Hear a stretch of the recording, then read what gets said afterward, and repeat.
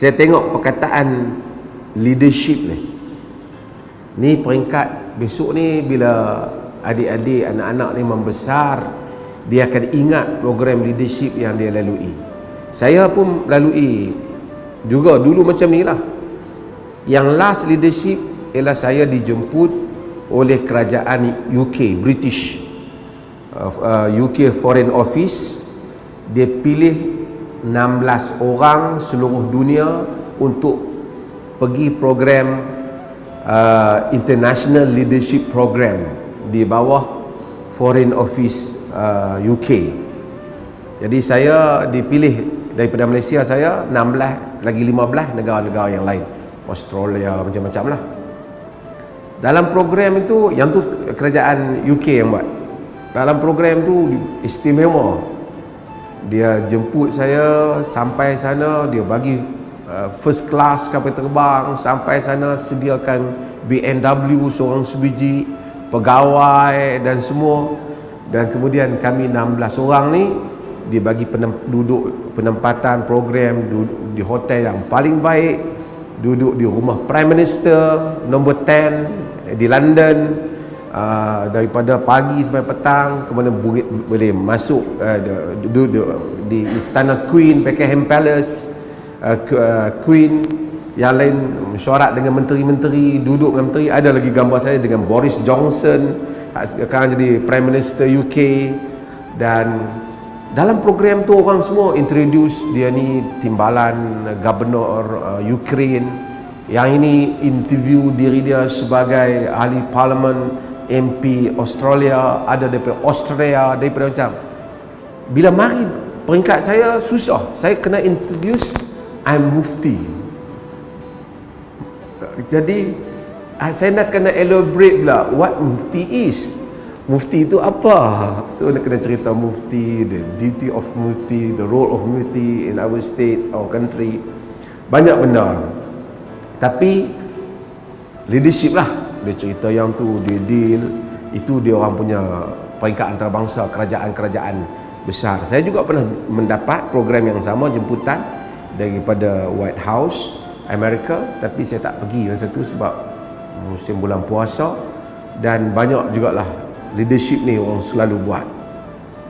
Tapi saya nak cerita, sebelum saya nak cerita leadership ni, saya nak cerita kita dulu. Dengar cerita saya ni, anak-anak ni.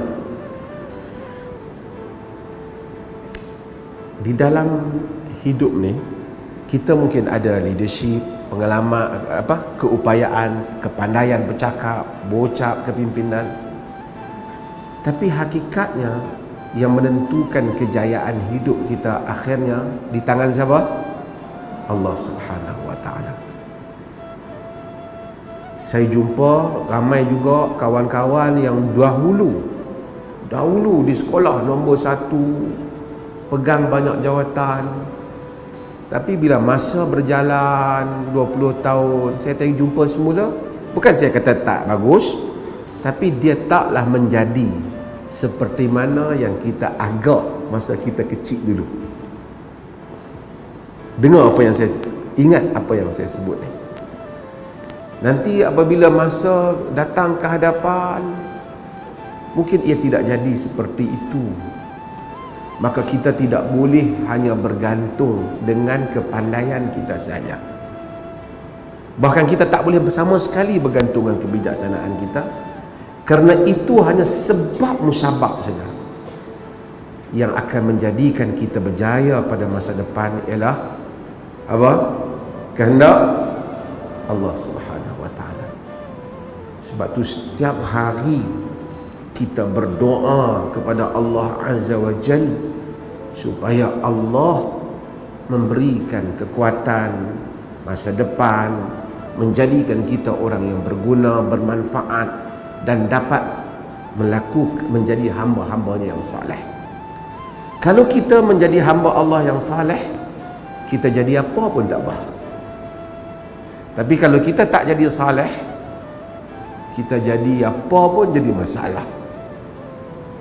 Sekurang-kurangnya kita dengan Allah, mudah-mudahan kita satakunu satajudini insyaallahu minas salihin, kan kita baca kan dalam Al-Qasas, kan Syekh di Madian tu pada kata Nabi Musa, engkau akan dapati aku ini insya-Allah di kalangan orang-orang yang saleh, orang-orang yang baik.